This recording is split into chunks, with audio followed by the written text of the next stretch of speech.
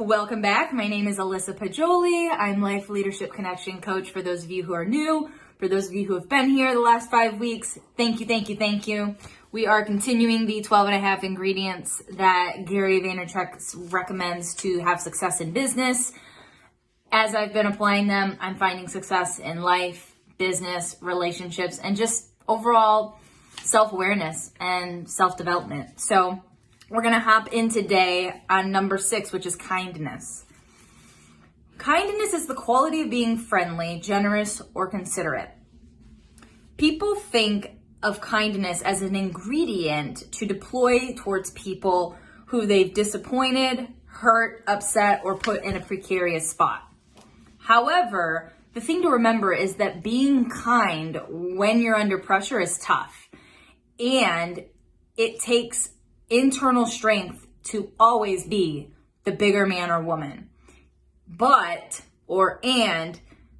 It's an important trait that can differentiate you from the others.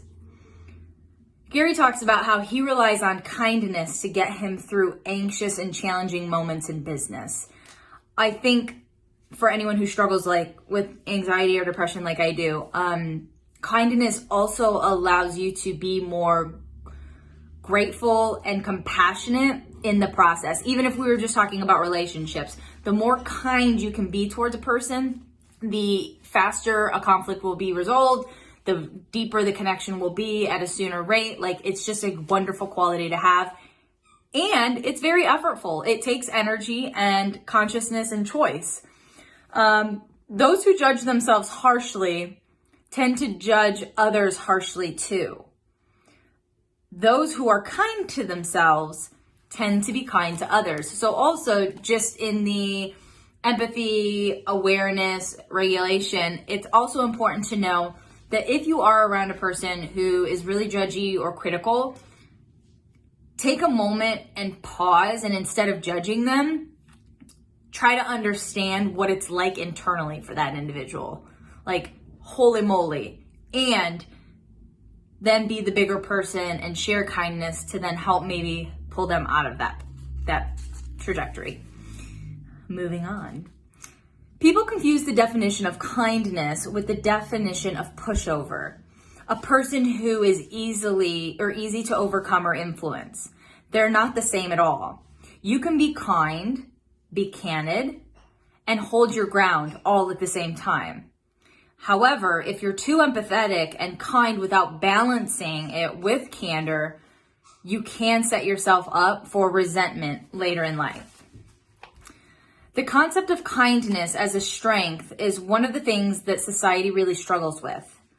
It's just not the way the trait has been positioned. Gary intends to push the narrative of kindness as a strength to see what kind of impact it can have. It genuinely works. So check in for this week.